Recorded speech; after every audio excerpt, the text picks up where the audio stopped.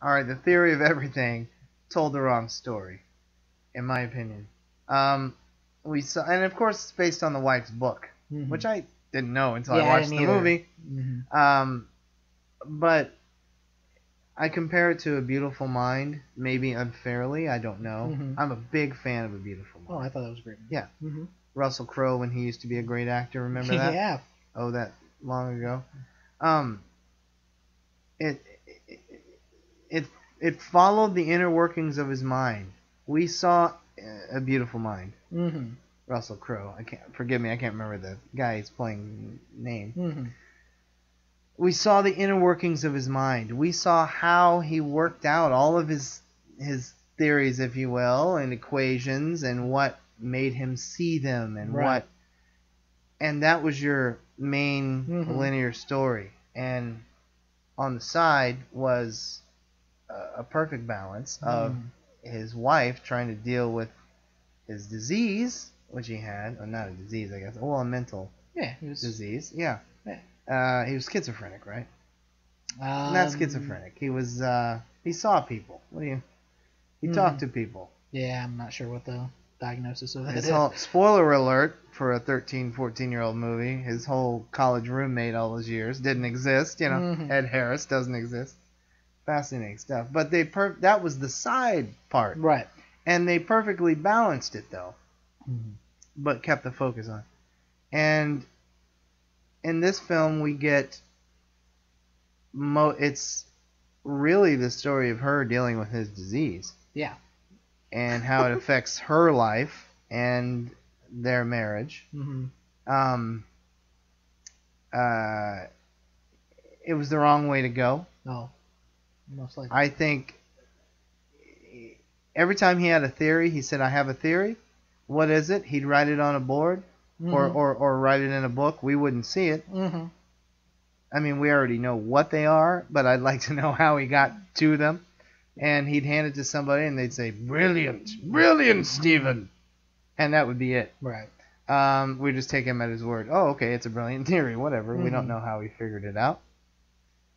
That should have been the main thing, Hmm. and one side should have the two things that should have supported the main story about his mind and how he figured everything out. The wife dealing with, which was the main story, unfortunately, and then his teacher who loved him, Hmm. bringing him up through the ranks Right. to a doctorate eventually. Those two side stories should have supported his mind and his disease, the disease. Hmm. Um, I thought Redmayne was brilliant and it's hard to not be showy in a role like that, Hmm. to not be Oscar bait, as they say. And I think Eddie Redmayne, I would compare his performance in Theory of Everything with Daniel Day-Lewis's performance in My Left Foot, Hmm. which is a movie I admire, Hmm. but a performance I just can't believe exists. It's so good. Hmm. Um, it's that good, and it's you can tell he wasn't like, ooh, watch what I can do, people. Right. He was, I want to get into this guy. I want to see how he broke down. They, it, I can't remember who told it to me. And I researched it, and it's true. Eddie Redmayne had to go through. It might have been Allison, my wife, told me. Someone had to go, or Eddie Redmayne had to go through physical therapy after the film Hmm. because he had been in those positions and contorted his face and body and jaw for so long that he He had to effed up go his back. muscles. Yeah, Wow. yeah. So so he had to, like, certain things weren't coming back to normal, and he had Hmm. to work that out, which I think adds to the fact of what a fascinating performance what this Hmm. guy did to do that. But yeah, the movie, and it had some dramatic things that I thought might have been true, might have been in the book, but did not work for me. Hmm. The side story of the piano teacher Hmm. who she ended up marrying, I guess, but Right. they were trying to sit on their feelings for one another. Which, if that's how it happened, I admire her for she hadn't had sex at that point, Hmm. and he had even told her if you need to go do something at that one scene. But uh, at that point, she hadn't had sex for 5 years, Mm-hmm. or maybe a little less. But if that is true, I admire the real person for not acting on those feelings with this hunk of a man. I don't know if he was really that handsome or suave or whatever, but then they kind of threw it away. Mm-hmm. Like, they had just one quick moment of their declaration, and then that's it. Yeah. And I didn't like the way they did it. It was kind of, well, we gotta bring this, so let's just do this scene, and now we're done.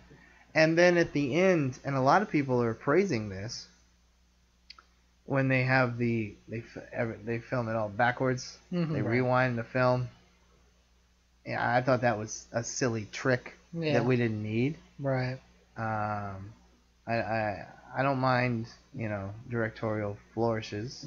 I'm sure we'll have many when we make films, but I just for that movie, I didn't think that was like all of a sudden a gimmick, and the music's striking up, and oh look, he was once a normal man. Well, he's still a normal man. He just has a disease. What are we supposed to think? There's mixed messages, but no, I can only go 2.5 stars on the movie. Mm-hmm. My thumb is down, but not, it's not thumbs down. Right. It's just I didn't enjoy it. Mm-hmm.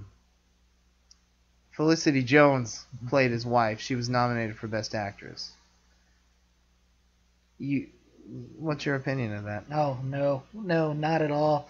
I don't think she was that good at all, especially warranting a nod. Nah. I thought the movie was okay. I mean, a lot of it was boring. Again, like you just said ad nauseum, that it wasn't his story. It wasn't advertised. It was advertised as the story of Stephen Hawking. The story of Stephen Hawking. And that's what it says on the poster, by the way. The story of Stephen Hawking. Yeah, it's not. It's definitely her story. And she doesn't paint herself in a very good light in my eyes. She, whatever his ex-wife, I don't know, she, to me, came off as a expletive. We can curse word. on this podcast. Okay, bitch. I thought you were going to go harder. And I don't like that word. But it turned, I like you, I wanted to see more of, how his mind worked and how he came, to be the genius he is, and, struggling with that and struggling with having the disease, and, still have this, date-worthy love story somewhere intermixed within it. And it became, okay, Stephen Hawking, he published, he got his doctorate, and he got his disease, and now let's focus on his wife, who... And hey, he's fucking up my life. Poor her, who has to, deal with a genius and his disease, Well, to be fair, poor her, because that's not an easy disease to deal with. No, it's not. But what really gets it to me, what really kind of hits home and makes me go, wow, what an insensitive... I'll say it. Bitch. She is towards the end of the movie. She looks at him and goes, but you were only supposed to live 2 years. And it's like, wow, what an insensitive bitch. That was a harsh moment. I remember that. I'm sorry that, against all odds, I am still alive. Yeah, right. I am sorry I messed up today. Yeah. Holy crap. Oh, by the way, a little piece of trivia. That was really Stephen Hawking doing the Stephen Hawking voice. Yeah, I read that he allowed them to have his trademark voice to give Eddie Redmayne an Oscar bump. Right. Oh, and that's a good scene too, where they get the voice, and she says, "It's American." The guy's like, but I agree with you. I don't think she was strong enough to have been known. The character was a strong character and a good character, and for all the reasons you just said. Is she a bitch? Should we not like her? Should we like her? Should we feel her plight? And that's a multi-layered character, and Felicity Jones it looked to me like she could have cared less. Oh yeah. She was wooden. Very wooden, very dry, very flat. I definitely disagree. And I hate it, and I know they have to, and I know they feel it, and probably making the movie, they feel it. They've been through this journey, but of course, Redmayne, and this is, you too, Felicity. This is, no, it's all you, buddy. She didn't contribute. I didn't like her either. Yeah, so. I didn't think she did a good job. Yeah. And surrounded with Eddie Redmayne's performance and his transition and what he did, it was just more so. She was just not. Yeah. She didn't stand out. No, whatsoever. and he got better and better because he had to portray that, mm-hmm. and she just got more. She gave a great Buster Keaton performance. They called him the Great Stone Face. She was so like, "Are you mad? Are you happy? The hell?" Yeah, I'm glad she didn't. No, I would have. I'm glad Julianne Moore won. Mm-hmm. She's one of my favorite actresses. I have not seen Still Alice, but I hear it's an amazing performance. Yeah, I've seen little clips from the clips. And I'm looking forward to it. Sounds like she really deserved it. Like she threw a performance. She should have had a couple already, in my opinion. Right. But I mean, if she stepped up her... To me, her acting from the clips that I saw was very similar to how she portrayed the character, a similar character in Don John. We won't get into that movie. No, let's not, please. But her character kind of similarly, very close. Kind of like that character, and if she bumped it up a notch, which it looked like she did in the clips I saw, I think she definitely deserved it. Because I think she did a good job for the minor character she had in that other movie. I agree. So and she was the only reason to see the other movie. Yeah. Enough of that. Right. Enough of that movie. Mm-hmm. I was so excited to see that, by the way. Mm-hmm. I'd heard good things about it. It was a hit at Sundance. Mm-hmm. I like him, Joseph Gordon-Levitt. Don John, thumbs down. No, I like her. I think she should have had one for Boogie Nights, for Magnolia. Mm-hmm. She was nominated for both, I think. And The Hours, she was great in. Far From Heaven. Yeah, she's one of our best actresses. Yeah, she's very, very and good, she's 54. Mm-hmm. Good God. She is so beautiful and younger looking. It's fantastic. We love you, Julianne Moore. So, yeah, no problem there. I don't think we're going to see Still Alice and say, hey, wait a second, she wasn't that good. And a lot of people are saying the movie isn't great. Mm-hmm. So why was she nominated? That's another argument people make at Oscar time. Mm-hmm. Well, there you go. You're not nominating the movie, you're nominating the performance. We get back to our other conversation. It wasn't nominated for Best Movie because it wasn't the best movie. Exactly. She was nominated for Best Actress because she performed. That's what the award is for. That's what she should get. I agree. Like, I remember when Sean Penn, my favorite actor, people, was nominated for I Am Sam. Mm-hmm. Remember that movie? Mm-hmm. Simple Jack. Atrocious movie. I hated that movie. I went to see it. I was so excited. Oh my God, I hated that movie. It was awful. It was like a worse than a Lifetime television movie or a Hallmark Channel or whatever. And Michelle Pfeiffer, who I used to like, was horrible in it. But he was fantastic. And I remember saying, ooh, I kind of hope he wins, because at that point he hadn't had one yet. And everybody's saying, but you hate that movie. I'm like, I do. I'm not nominating. I don't hope the movie doesn't get nominated for anything. I hope he wins it. Yeah. That's a common argument in Oscar time. Oh, I hear you. Yeah. So yeah, supporting actor. We can't do that yet. I've got something coming for you. Okay. Supporting actress. Ooh, I'm kind of liking where you're going with this, maybe. Yeah. Supporting actress. No. No? No. You don't think so? No. Why not? No. Patricia Arquette. For Boyhood. I think it comes back to the same thing I have a little problem with. You're going to turn this off and throw the computer at me. I'll leave it on while I throw the computer at you if you say anything the same more problem negative about Patricia Arquette. With Michael Keaton. I think just because they didn't do a bad performance, just because Patricia Arquette isn't acting the same that she did in Nightmare on Elm Street 3, doesn't mean that we should hand her an Oscar. Hey folks, a Dream Warrior now has an Oscar. You know, Uh, she did, yes, better than some of her work, but was it give it to her? I don't think. No. No, I'm not on board with the Patricia Arquette. I think she did a better performance than she has done. Was it a spectacular performance? I don't think so. Best said, as far as her performance, is best since True Romance, in my opinion. Okay. And that was a long That time was ago. a very long time And I ago. thought she should have been nominated for that. She was amazing. Alabama. Mm. I thought she deserved it. I was pulling for her halfway through Boyhood. I'm like, please nominate Patricia Arquette. She's so and Boyhood entire, and we'll talk about that coming up. But her performance is the same with the movie. It's subtle.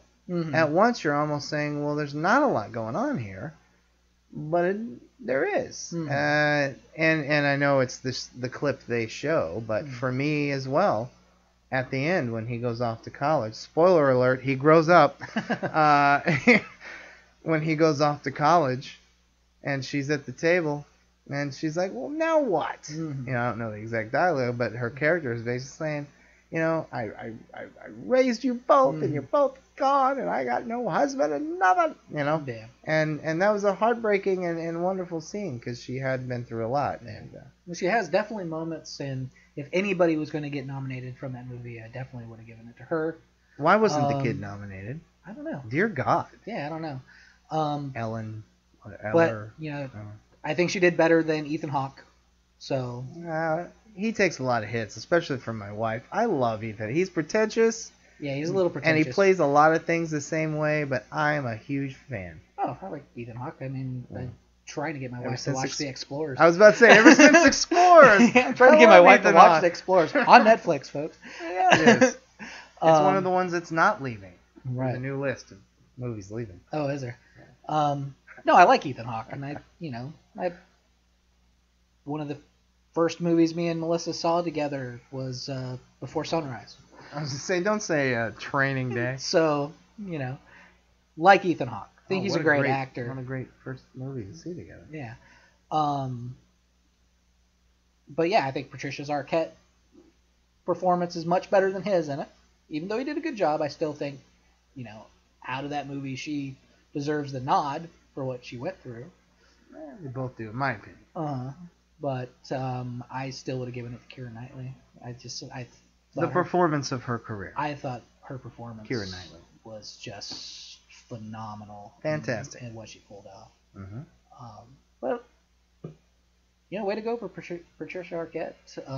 Gave a very awesome speech. Everybody I love that. Dogging. And I love the fact that Meryl Streep got crazy and like, woo! Did a little Arsenio arm Which is thing. funny. Me and my wife had a conversation, was it this morning or yesterday, about Patricia Arquette because people are complaining, why is she giving speeches up on the stage? Just, get your award and get off. We don't need to hear your feminist wiles. And, we had a conversation. No, her speech goes along with her character, Kind of does, yeah.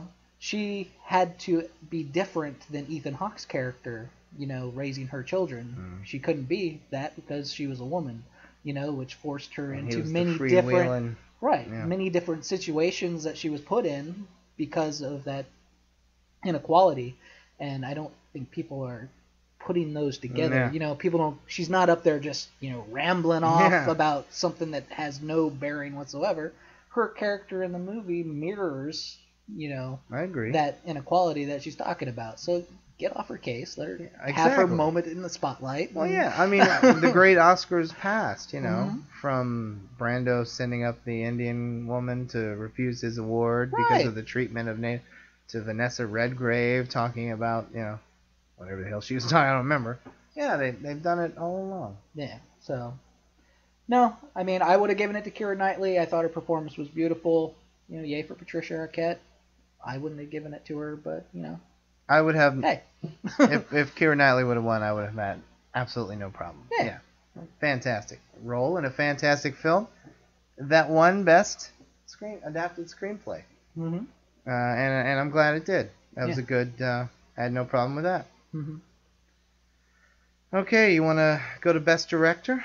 Best Director was Birdman, right? You bet it was, buddy. Yeah. You bet, buddy. Best Director. I was up in the air. I'm not as upset about him getting Best Director. I was kind of like, he had to do a lot of things to get this movie made, and I think he, went in there, had a lot of good ideas, and as a director, put it on film and made a coherent movie with what he had. Mm-hmm. So I always kind of was thinking, cinematography, which they got, which I was happy about. Yeah, me too. And possibly director, but that was the one I'm still like, I don't know how I feel about. They could have given it to him, Linkletter for Boyhood, mm-hmm. the director of The Imitation Game. I would have had no problem. Mm-hmm. And there's another one in there that I can't. We're going to talk about something in a little bit here. It's going to be fun for you. But yeah, no, of course I had no problem with it because you know how I feel about Birdman. Yeah, well, you said it all. It's just a phenomenal. He tricks us into thinking it's one continuous shot in a 2 hour and 10-minute movie, and he does continuous 10, 12-minute shots, and But yeah, no, it's brilliantly directed. Amazing film, sir. We'll talk about it in a minute. Amazing. Before we get to the biggies, best animated feature. Can you crush me more than once? I think you can. Yeah. First, you crushed me by not nominating the Lego movie. Right. And then you crushed me by not giving the Oscar to How to Train Your Dragon 2. Oh, right. What? Problems. I like Big Hero 6. I did too. I would own it. Yeah, so would I. It is not a masterpiece. No. How to Train Your Dragon 2 is a masterpiece. Big Hero 6 is the same story that most other cartoons always do. The lovable loner. Right, something happening, and in the Scooby-Doo ending of, finding out that you knew who the bad guy was all the time. And he would have got away with it if it wasn't for that pesky robot. And his big robot. Cute movie. Loved it. Very sweet, very well made.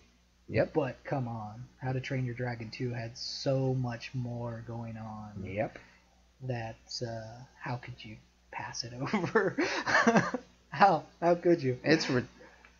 Not only was it beautiful to watch, but the emotions that came off of just so many scenes. I don't know.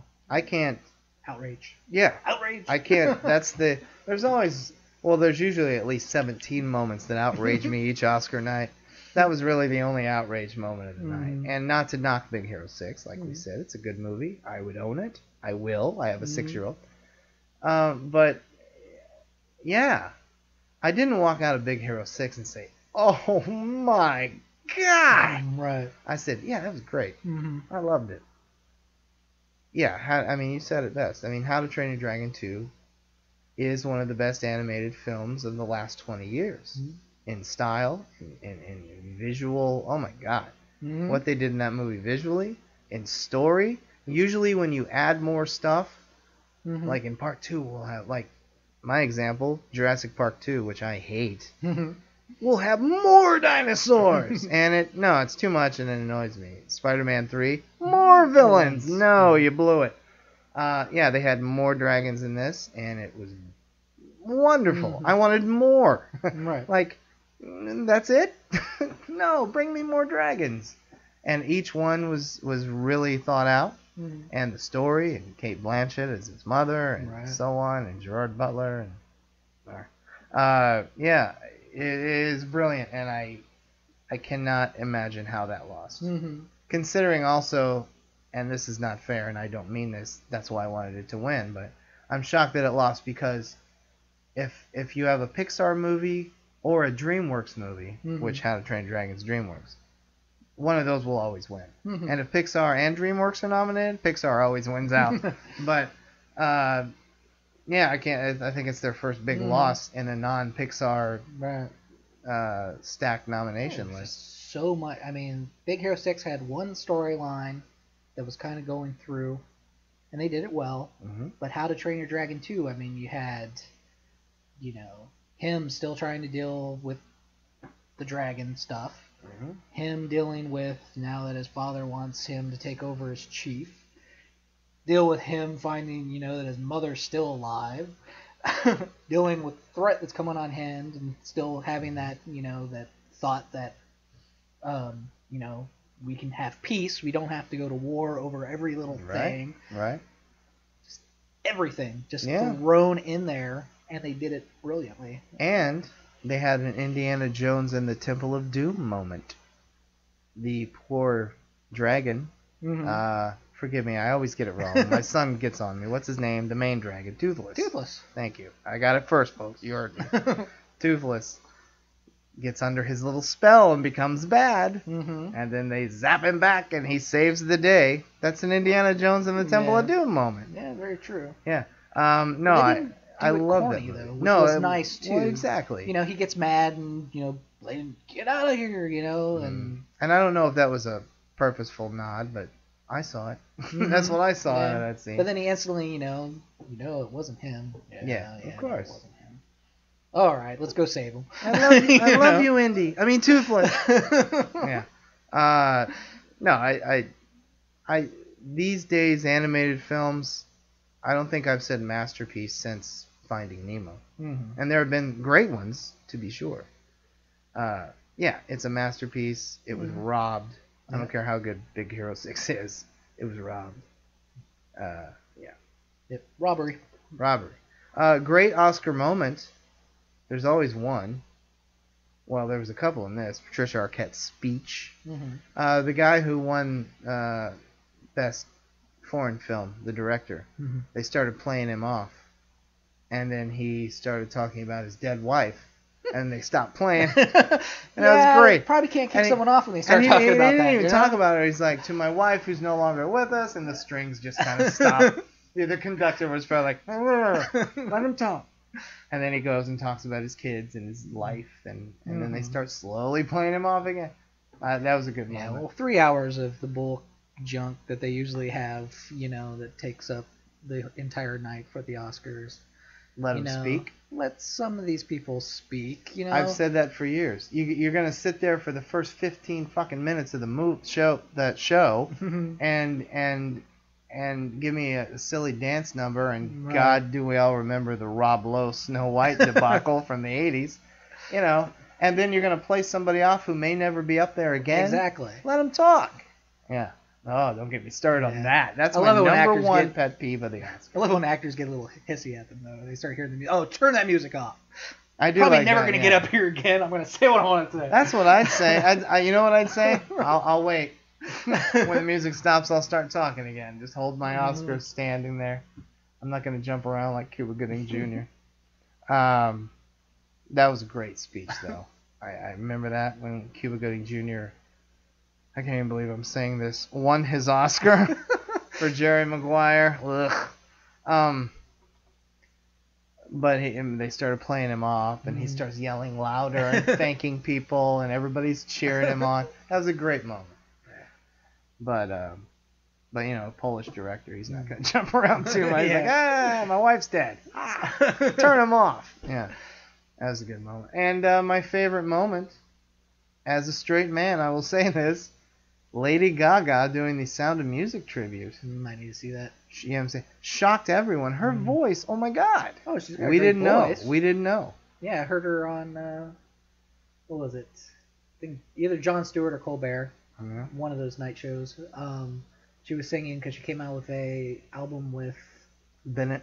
Yes, Tony Bennett. Tony Bennett. She's a great, great gal. Yeah. You ever heard you've seen Alec Baldwin do Bennett? But yeah, you hear her sing and you're like, wow.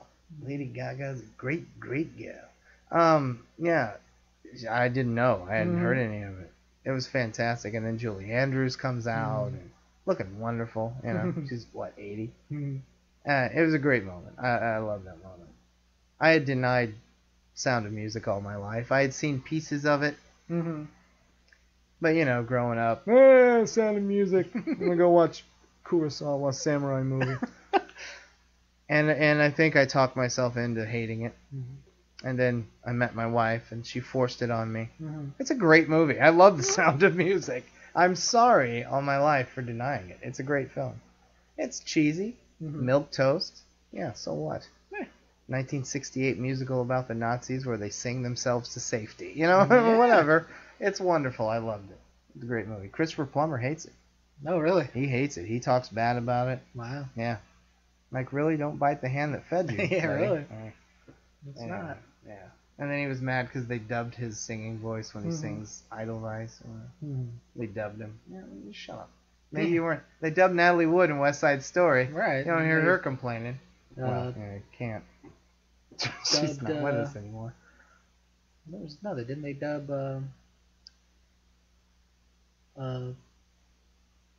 Not Julie Andrews, was it? No, they didn't dub her. Sound of Music? Oh, God, Didn't they? what? Was somebody like really, really famous they dubbed, and I can't remember. Maybe it was the Natalie Wood thing. But Yeah, no, I they thought it dubbed, was they somebody. dubbed both of them in West Side Story. Like, everybody Yeah. else I sings. thought maybe it was And Singing Natalie in the Wood Rain and the that guy that... they. No. I don't know. Dub Gene Kelly? There'd Well, be an no, uproar. definitely no. It All right. was the female role. Be an, So it was- maybe Debbie Reynolds? I don't know. Debbie she Reynolds. Can sing, though, right? I think it was Debbie Reynolds. Really? Yeah, but she can sing. That's. I don't know. Yeah, Maybe they did. That's striking a chord of... yeah. I'm thinking. Melissa's really into. I'm having a... Is really into Still musicals. Alice moment. So Yeah. she told me about that, and I could be totally wrong what movie it was, but yeah, there was somebody that was like, why would they dub her? She can sing. Yeah, exactly, yeah. You know, why would they do that? Yeah. It's kind of like. If we dubbed John Travolta in Grease. Yeah. Why? He was pretty Yeah. good. It's like Enchanted. You have somebody with a vocal like Idina Menzel, and she's the only one in the You mean entire. Adela Azim? Adela I'll write that Gazin. joke out Adela Gazin. until I'm dead, yeah. But she was like the only character they didn't sing in that movie. It's like, why would you have a powerhouse like that and not use her? Hey, you're right. Holy shit, What you're are you right. doing? Yeah. Meanwhile, Amy Adams is... bleh. Or no, wait. What am I thinking of? No, that was Enchanted. Mhm. Yeah, okay. Susan Sarandon. Patrick Dempsey. Yeah, it was alright. It's cute. It was okay, yeah. But yeah, you know, why would you do? Why do they do that sometimes? It's like you got somebody who could definitely sing and you don't. I know, over yeah, I them. don't get it. Or you No. don't use them. Yeah. Or you cast wooden actresses in great performances as somebody's wife. Anyway, what? Who Yeah, said- who? What was Sorry, I don't know where that came from. that? Hmm. No, best director, you know. Yeah, he won. Yeah. He deserved it. Alejandro Inarritu. Yeah, I'm on the fence. I'm not necessarily sure. The guy who did Boyhood, you know, He deserved it too. 12 years of his life to make a movie. He That deserved was- it too. Yeah. Richard I don't think Linklater. I'm upset over. I don't know who should have got it. The director of The Imitation Game, I would have had no problem. Mm-hmm. But I still can't say what I want to say yet. I've got a surprise for you, Bill. on this Surprises. our first inaugural, Already. our first inaugural podcast. I have a surprise for you. All right. Let's talk about Best Picture. All right. Best picture. Birdman won, Yeah. deservedly. No. Deservedly. Deservedly not. Birdman won Best Picture. I would have had no problem if Boyhood would have won Best Picture. I wouldn't. would have had no problem if Imitation Game would have won Best Picture. Okay. Yeah, I don't know. I haven't seen Selma. Yeah. Boyhood over. I would have had a big problem Birdman. if Theory of Everything won Oh, Best yeah, I Picture. I would've can't put it up in believe it arms was for that. nominated. Oh my god. Do you mind if I say something here? Go for it. I saw Birdman in October. Okay.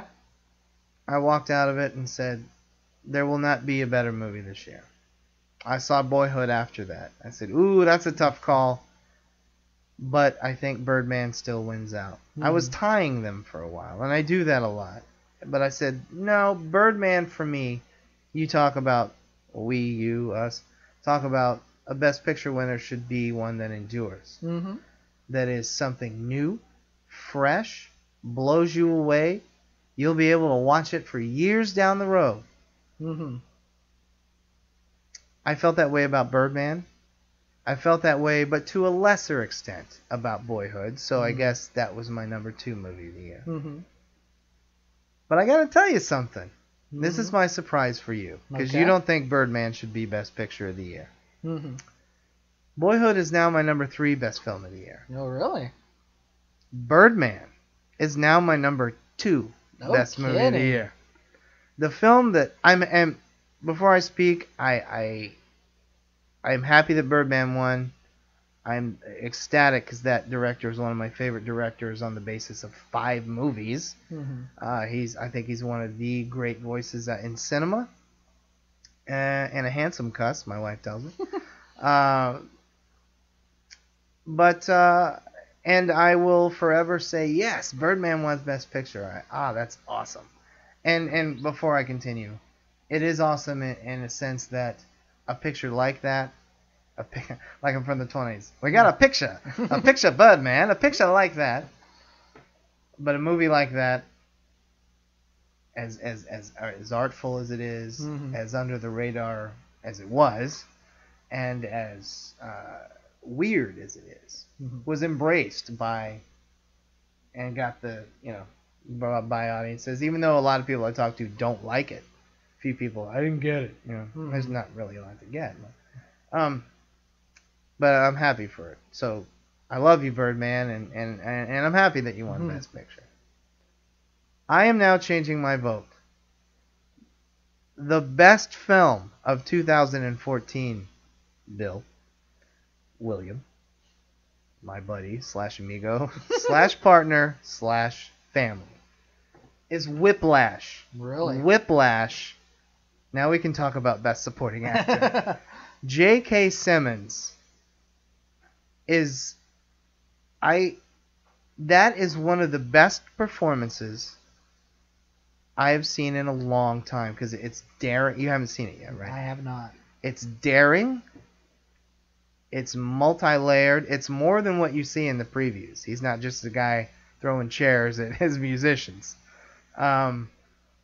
It's a powerful performance. It is, even though he's not a star, but he's currently, or he was, hey, that's that guy from. It's a star-making performance, and I hope he stays. They always like to take character actors and try to put them in lead roles. Don't do that. It is a phenomenal performance. I saw it after he won the Oscar, so I was not biased.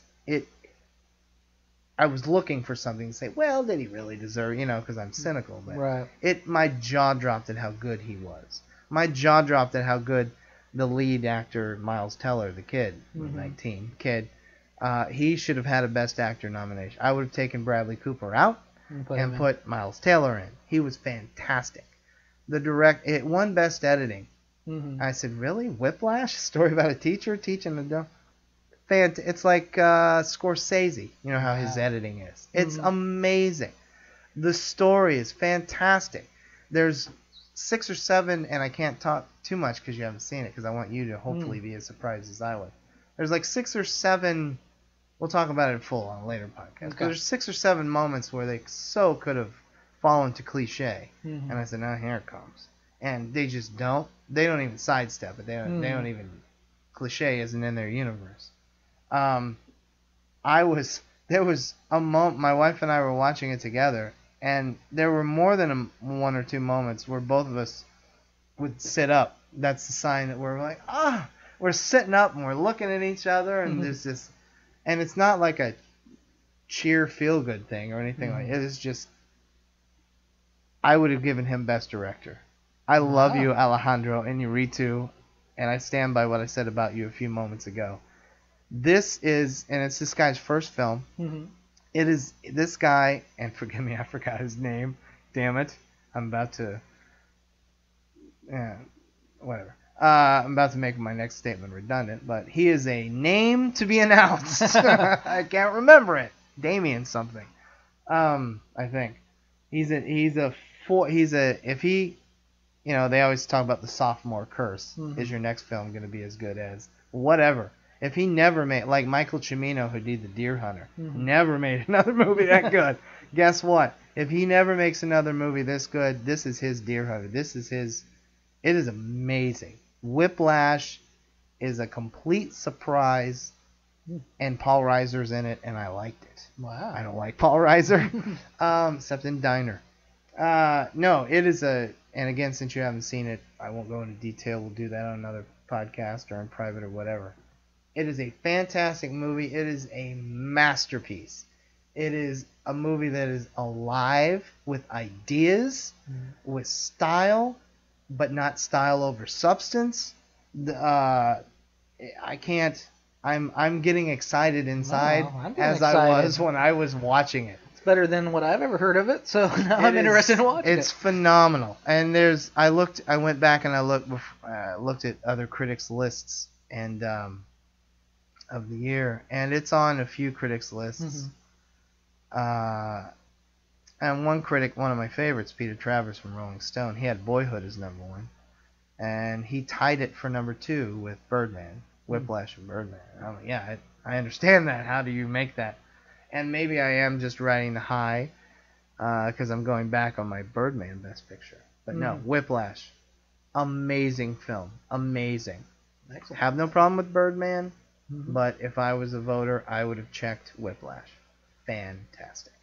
Excellent. Yeah. Look forward to watching it. So everybody run to your Redbox or your computer and order up Whiplash. It's fantastic. So there you go. Well, all right. Yeah. But Birdman is still a brilliant film. Okay. A brilliant film. We'll just go with that. All right. What would you have said if Emma Stone had won? Had won? Yeah. Would have broke the television Yeah, set. right. I didn't mind her nomination, but there's got to be, and she was fine, and I liked her a lot, and she was probably better than she's ever been. But that doesn't mean, goes back to us, let's not nominate him for the wrong reason.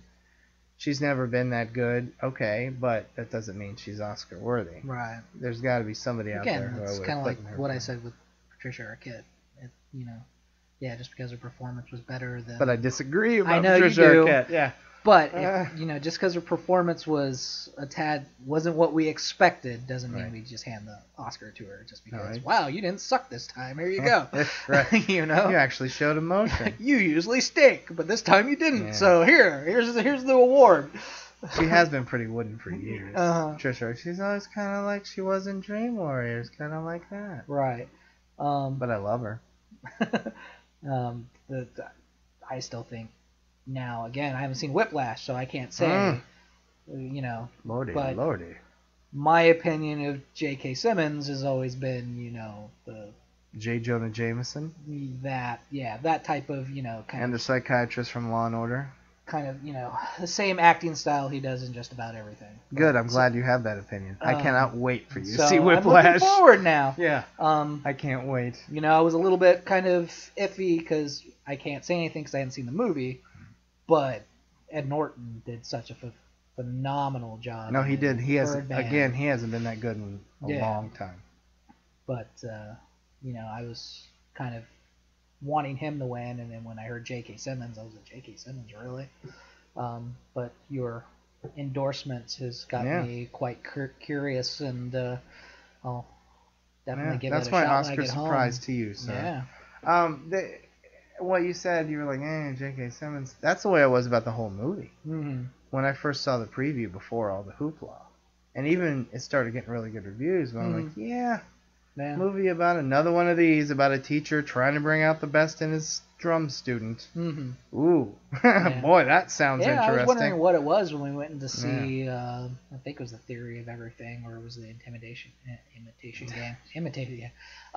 game, one of them, and what's this Whiplash? Yeah. I had looked it up and was like, oh, it's J.K. Simmons and about music. That's all I heard about. I figured it was like, and you could tell he was angry and it was vulgar. I said, so it's going to be Mr. Holland's Opus with bad words. Right. Which I like Mr. Holland's Opus. I like it too, but it's one of those movies, Mr. Holland's Opus, that I watch it and I like it and I look over to my shoulder to make sure nobody sees me liking it. You know what I mean? I'm sorry. I admit it. I like Mr. Holland's Opus. I like Richard it too. Dreyfuss. I love Richard Dreyfuss. I was in Jaws. Close Encounters. Evaporators. Remember that? That's so funny. Sir. Did you ever see John Belushi and Dan Aykroyd do Jaws on Saturday Night Live? It is funny because that's how when Dreyfuss he gets the thing going and They were reenacting the scene where they find the body part of the swimmer. Mhm. Belushi's all done up like Hooper from Jaws, and he's it's hilarious. Yeah, but no, I like Mr. Holland's Opus. It's a good movie. Anybody hear me say that? Whoever's listening to our podcast. Right. Oh shit. My name is Joe Smith, and I like. No, it's a good movie. I wouldn't own it. Oh, But when it's on, do you? Yeah. But when it's on, I stop and watch it. Mhm. And he was great. I think it's amazing that in one night they learned his opus. But we're not supposed to think about those things, and they got it down perfectly. We're not supposed to think about Well, you that. don't know how long his wife was sending this whole thing up. Before you go to sleep. Okay, I'm sorry. It's a great film. Or no, I mean it's a great performance. It's a good film. Mr. Holland's Opus. How did we get there? We were just talking about Whiplash. Oh, Music. that's how we got there. Thank you very much. Okay, I'm thinking, did he throw a cymbal at a kid's head? Mr. Holland's Opus with bad words. Could you? I remember now. It's another Still Alice moment. That's not how we're gonna. That's our only movie reference to Alzheimer's. Still Alice. No, the Oscar show was the most boring. As far as boring, like the Franco Hathaway one wasn't boring Mm-hmm. because it was a year that a lot of people won that I wanted, and it was fun to watch them just burn alive. It was just terrible. There was a moment, I don't know if you remember it, where Anne Hathaway comes out and starts singing a song, and you're like, cool, Mm-hmm. this is what she does. And she walks up because they had Hugh Jackman in the front row, and she starts singing it to Hugh Jackman, and we're realizing they had her sing this song to Hugh Jackman, to sing a song to Hugh Jackman. Why? What the hell? And it was a ridiculous. Les Mis came out. And then no, No. wasn't it? No, that was 2010. Mm. No, was that Les Mis year? I'm not sure. It might have been. No, Les Mis was 12. That came out a little bit later. Yeah. Yeah. But that was the King's Speech and all that big year. Gotcha. Which, in my opinion, when Birdman won, I sent a message out on Facebook saying, "Good, this doesn't happen often," or whatever I said. The best film of the year. This is before Whiplash. This is BW before Whiplash. Before Whiplash. I said the best film of the year, one best film of the year. I hadn't said that since the King's Speech, which I'm a huge fan of. Mm-hmm. I remember saying that same thing. Finally, because it had been years. The best picture of the year wins best picture of the year. Did you like the King's Speech? Oh, I love the King's Speech. Me too. That was great. Because you know what? And this people may turn off or tune out or whatever. I hated Colin Firth until the King's Speech. Hated him. Yes, I know, ladies. Darcy. Meh.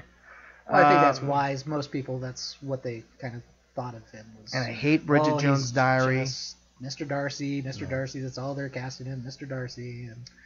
And he didn't show a lot of range. I don't know if that was his fault or whatever, but then the King's Speech, the best actor, one best actor, the best director, one best, that was a great film. Except Jeffrey Rush didn't win, and I thought he hadn't been that good since his last Oscar for sure. I love Jeffrey Rush, and he didn't win. I'm glad Helena Bonham Carter didn't win. I like her, but she's always Helena Bonham Carter. It is. I mean, I think she's wonderful, and it'll be interesting because I don't think she's with Tim Burton anymore. No. Probably because he didn't cast her in the last movie, man. Big Eyes. Yeah. But Amy Adams, what do you mean? Did Did anybody see Big Eyes? No. I I'm think interested that in. made $1.70 Yeah, in the no, I box haven't. office. I want to see it. It's Yeah. Tim Burton, even though he's on a downward slope, in my opinion. I'm interested to see how she does in Cinderella.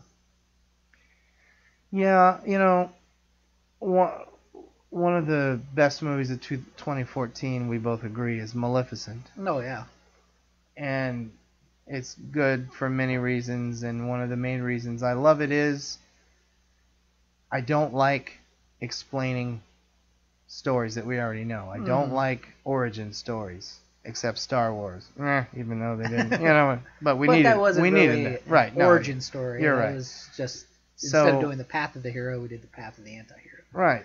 And they cast the Antichrist in a lead role. But it I love Maleficent. We won't spend a lot of time, but it was a near masterpiece for what it was doing. It was really original in the way it told the story, and I think because of its mammoth success, now we got Cinderella. Now we're gonna get this and that and this, and I'm scared. And even though Kenneth Branagh is doing it, I think he only excels when he does Shakespeare, because I don't know if anybody out there or you saw Jack Ryan. Oh yeah, Shadow Recruit, directed by Kenneth Branagh. Yeah. I didn't like it. I love the Harrison Ford. Oh yeah, he's...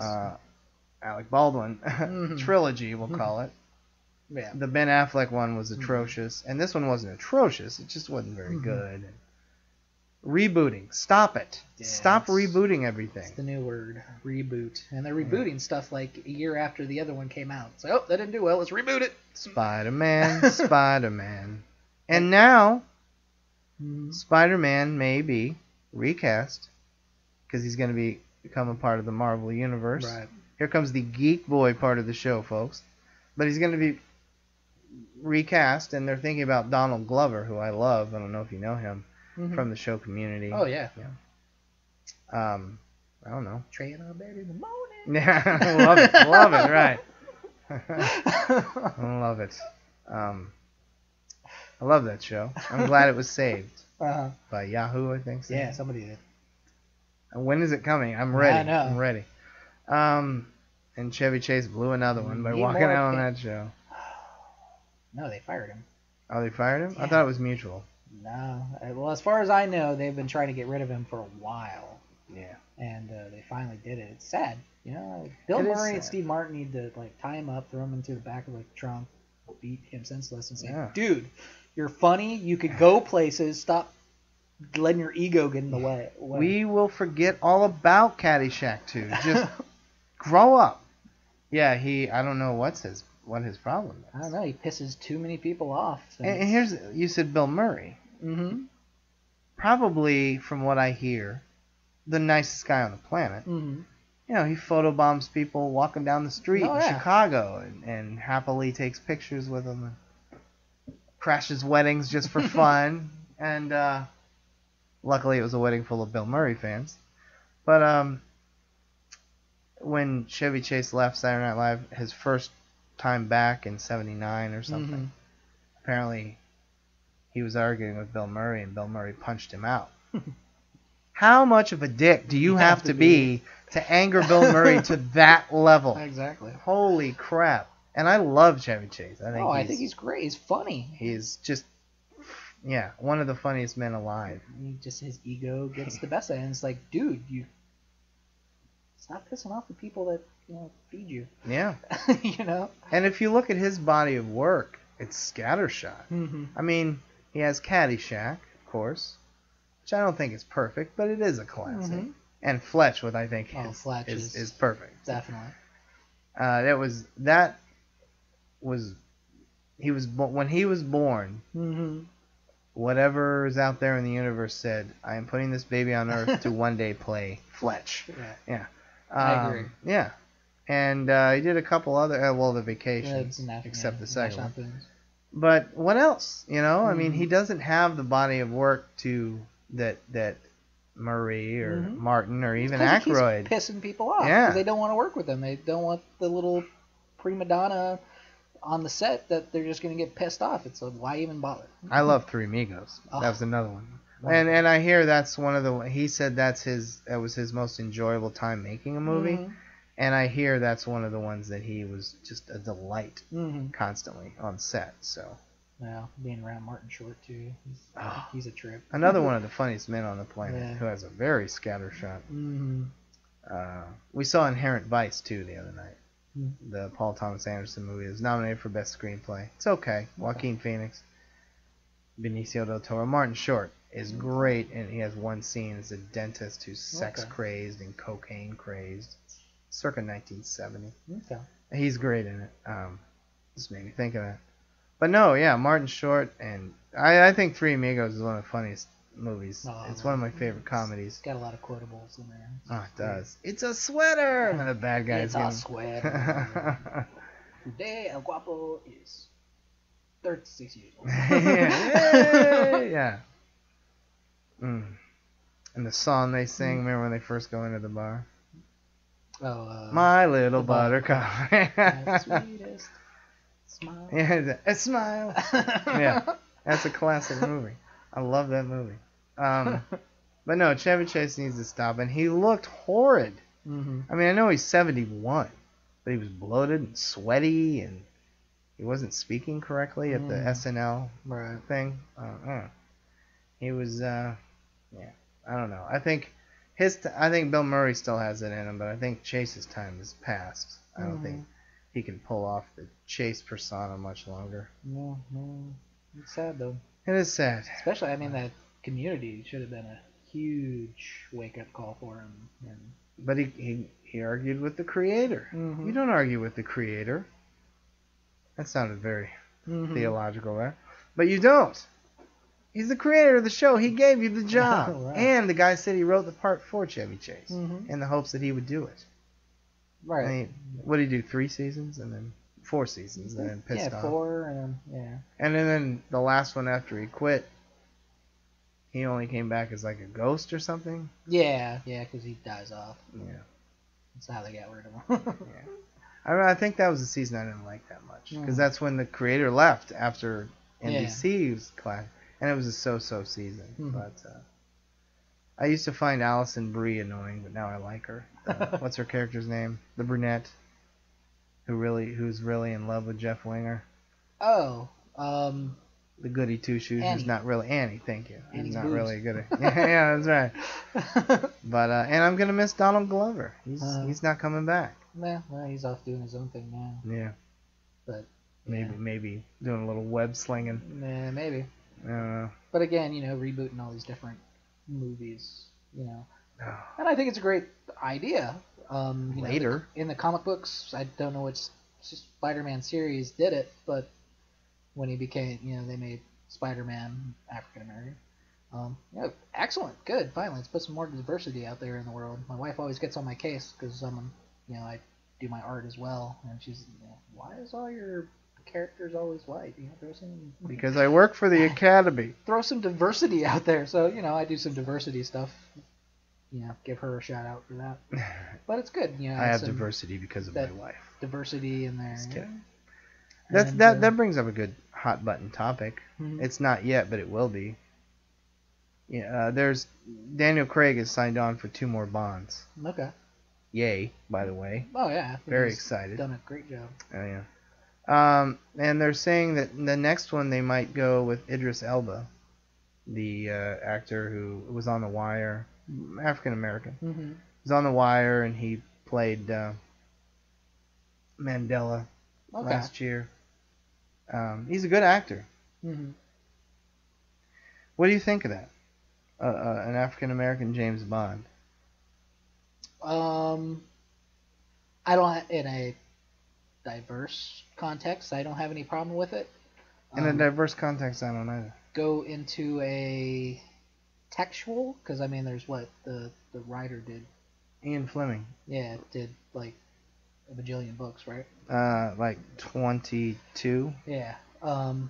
I'm a huge James Bond. I'm a James Bond aficionado. That's the problem. You're going to get everybody. Well, in the books, he's not African American. In the books, he's not African American, but it states it. It describes him in the first novel. Which I think if you're a big fan, that's probably what Daniel Craig really kind of boosted. If you like Daniel Craig as Bond, because in the books, he's not described that way at all. He's not described as an attractive gentleman. Ooh, you're getting to me.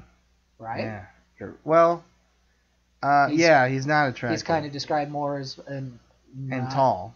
Tall, not very and not blonde, good-looking individual, but still. I think he's referred. It's been years since I've read all the books, but it's been years. I think he's described as worn. His face. Right, and Daniel Craig was a nice kind of jump into that series where you didn't have pretty boys like Bronson. Yeah. Roger Moore. And Timothy Dalton, playing Sean Connery, of course. I love them all. By the way, I love them all. Sean Connery in there, but I even love George Lazenby. He did an okay job.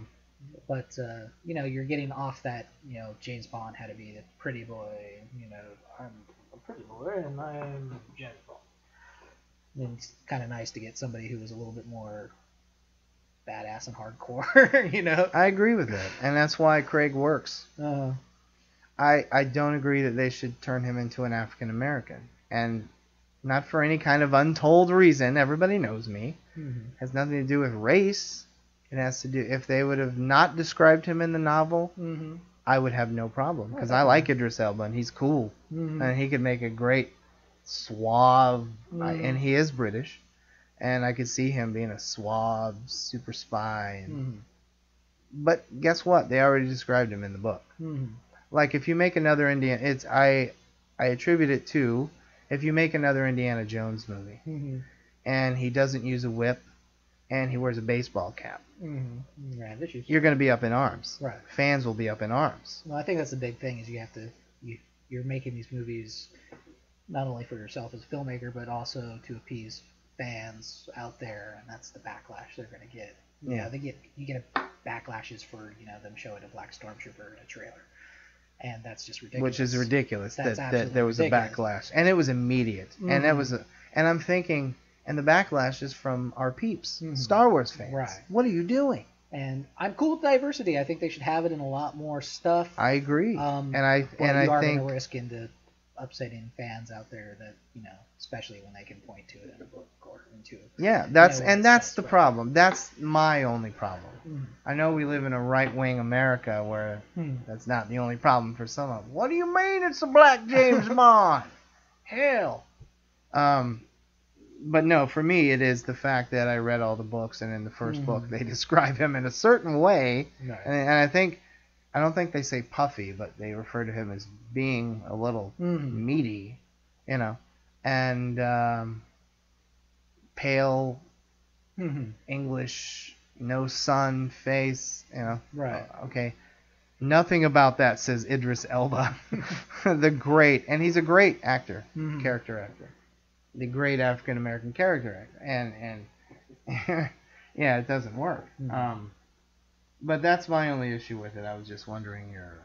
Yeah. Like I said, all about diversity. They should do it more, but you're gonna upset fans if it's not there textually. You can do Spider-Man because they have a whole series of books out there, based on the character, and they did it. And I'm excited cool. if it is Donald Glover. Yeah, that'd be awesome. But if it's there, you're gonna upset people. Don't do things just to make people, just for the excitement. Oh, let's do something new. Let's do it just to do it. Yeah. I also, it's the equivalent for me of, well, you know what? The next James Bond movie, we're going to make him a woman. Mm-hmm.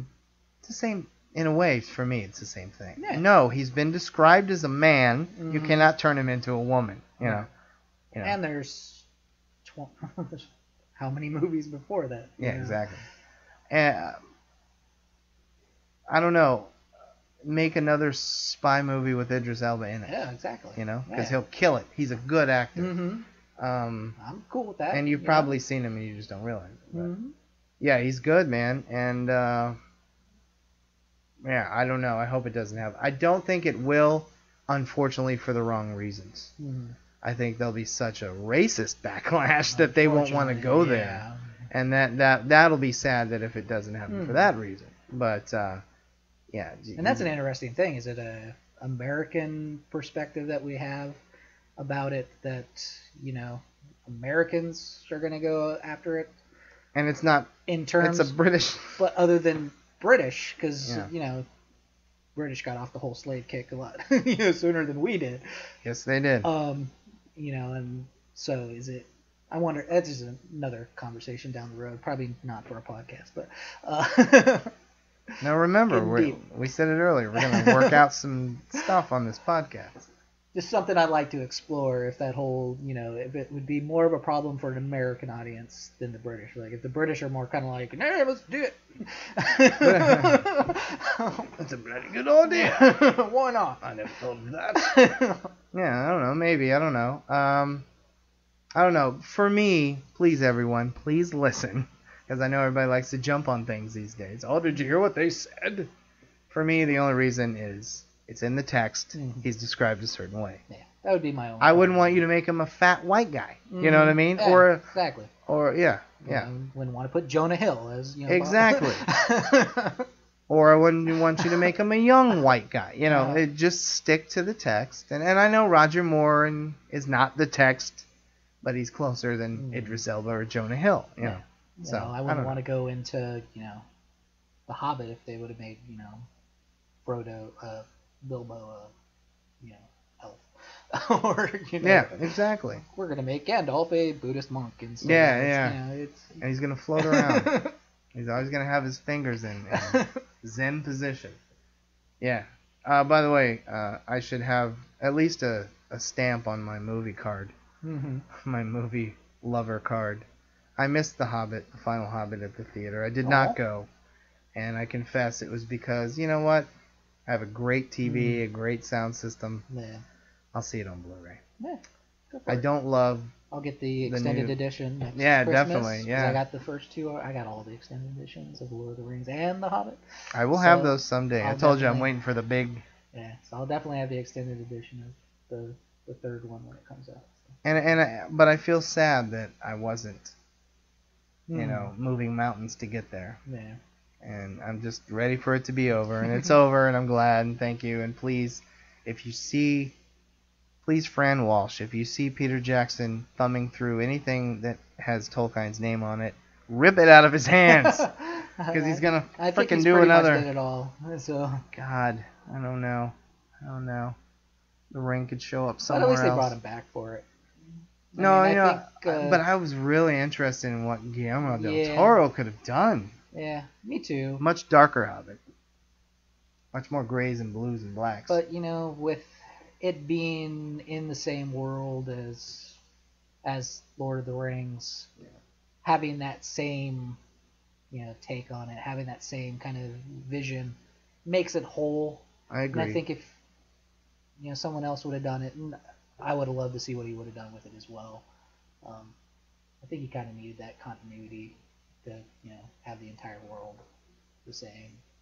I do agree that when I went to see the first one, it was like, I'm home again. Exactly. It was a good feeling going to see the first one. And I think somebody who wasn't there during the process of The Lord of the Rings might not have had that same ability to add that hominess and that, we're back, My wife, ladies and gentlemen, she is not a big fan of the movies. She saw The Lord of the Rings, and she gave me the Blade Runner answer. Oh, no. Meh, it was all right. Folks, I might be divorcing my wife. She doesn't like Blade Runner very much. I don't know. Well, anyway, suffice to say, our first podcast was a good one. Yeah, I like it. Full of Oscar trivia and fact and sadness and laughter and anger and I guess what do we take away from this, our first podcast, our first post-Oscar, our first podcast and our first post-Oscar podcast? Right. What do we take away from this? Fix it, Oscars. Yeah, fix it. Oscars. You need to do something else. And we started talking about this earlier. What do we do? Where do we go? Mm-hmm. Like, who do you have host if it's not Crystal? Yeah. How are you going to bring me back? Yeah. Because I haven't watched the Oscars in so many years, and I used to stay up forever, and like I said, it was my Super Bowl. I looked forward to watching it, and they've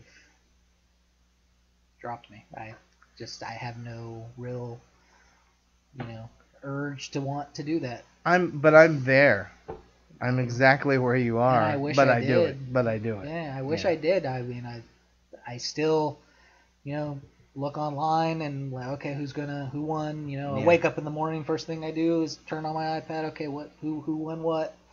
And I watch the clips that that I want to, but I have no real urge to stay up all night and watch it. I'm glad you do. I wish I did. I'm your Oscar connection, Bill. Mm-hmm. I always will too, and I know it's all glamour and show and glitz, and I hate that about Hollywood and the movie business. And I mean, I even took Melissa and Rebecca, my wife and sister-in-law, to the Chinese Man Theater, to the Kodak Theater. We parked underneath it when we went to Hollywood, when we went to visit California, when I took them home. And, just recently. So I'm there. I'm a willing person. You just got to find some way to grab me back. I've been to a sad piece of trivia. Mm-hmm. Sad for me. I've been to California many times. Been to Hollywood many times. I've only seen one movie at Man's Chinese Theater, and that movie was Rob Zombie's Halloween. Oh, no. And we saw it on our honeymoon, my wife and I. Yeah, we didn't watch anything there, but boy, we saw a movie at Man's. Oh yeah, we went to the Kodak. Yeah, got pictures in front of the Kodak, but got hit up by Gene Simmons. Was it Jimmy Fallon? Oh. Somebody has a studio right across the street. Oh really? From it. It's I think it might be Jimmy Fallon, but somebody came up and asked us if we wanted to be on the show. No, Fallon moved it back to New York. Then it must not be that. I'm not sure. Is Conan out there? I don't think it was Conan. Leno? No, it definitely wasn't Leno. Come on, hey, come on. Yeah, it wasn't Leno. No? I think it was another... Yeah, I can't remember. It was another popular... There's 70,000. Yeah, there's so many of them out there, but yeah. So I was thinking of Seth Meyers as a talk show host the other day, and I... Sorry, folks, I had to do that. No offense, Seth. You were funny on SNL, but that's it. There's just too many. And that's why I said earlier about Colbert. I hate that he's taken over. I mean, I hate that he's taken over for Dave when Dave leaves. Because Dave Letterman, to me, is Johnny Carson, of course, the all-time. But modern Dave Letterman is the king, in my opinion. But there are too many talk shows, and the formats are all the same. And now Colbert is going to go and do the same, And I hope not, but I think since he's taking over Dave's show, it's going to be the same. Monologue. Is there anybody that you would have gotten? Yes. I'd kill it. Dave. You can replace Leno. You can't replace Dave. Yeah, you would have just stopped it. We're done. Really? Who's gonna compete with Fallon? I mean, Colbert probably, but Fallon is huge. Yeah. Well, they got to get somebody in there, and I know. Stephen Colbert said, Colbert, but now he's no longer Stephen Colbert, right? I thought he always was Colbert. I think if he changed it, because that's why you call it the rapport. Well, yeah, but that was the whole take on it. That it was I don't Colbert. know. That was his persona. I think his actual real name is Stephen Colbert. Oh, that's how you actually pronounce it. The scholar on all things Middle Earth, by the way. Oh yeah, he had him and Christopher Lee had a Tolkien off. Tete-a-tete? Did and they? Christopher, and I love Christopher Lee. He held his own really, really good. And this is Christopher Lee, who was friends with Tolkien, and has every single year rereads all 3 books. Wow. Every year he has to read all 3 books. So this is. So he knows his shit. Yeah, he has to know his stuff. Wow. Okay. Yeah, no.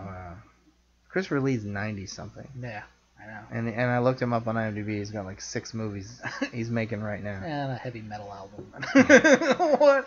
I want to know what he eats and how much of it, and I want to live as long as Christopher Lee. I guess we should wrap up our podcast. Yeah. It was a good one. Welcome, everyone. We hope you enjoyed it. Yeah, we had fun doing it. We'll continue to do this. It's been a long road to get to this point. Yes.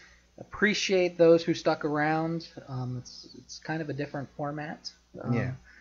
We like to be ourselves, and we find that we are more open and more honest when we just kind of shoot the shit. So that's where we're going with. And that's what we'll be doing. So we're shooting the shit, talking serious about film, but shooting the shit. Right. We're not going to put on airs. And like I said, as you saw in this podcast, many conversations came out of one. This was a post-Oscars podcast, and we went everywhere, and that's the way it should be, and that's the way it will be. We don't have network censors. We don't have time restraints, even though we will try to keep it as short as we can for you. except this one, It's which our is first. fine. Yeah, it's our first one. Come on. But and like I said, other things will come up. We got a little political. We sidestepped it. We don't want to turn everybody off on our first one. Right. But we'll hit life and movies. Then that's what movies are to me and you too. We've talked about this. They are life. They're a part of your life. They shape things in our lives. They shape the way we look at things, and that's what a good movie discussion should be. Right. And we have them privately, and now we will share them with you. So welcome, and thank you for listening. Thank you very much. I'm Tony. I'm Bill. And goodbye.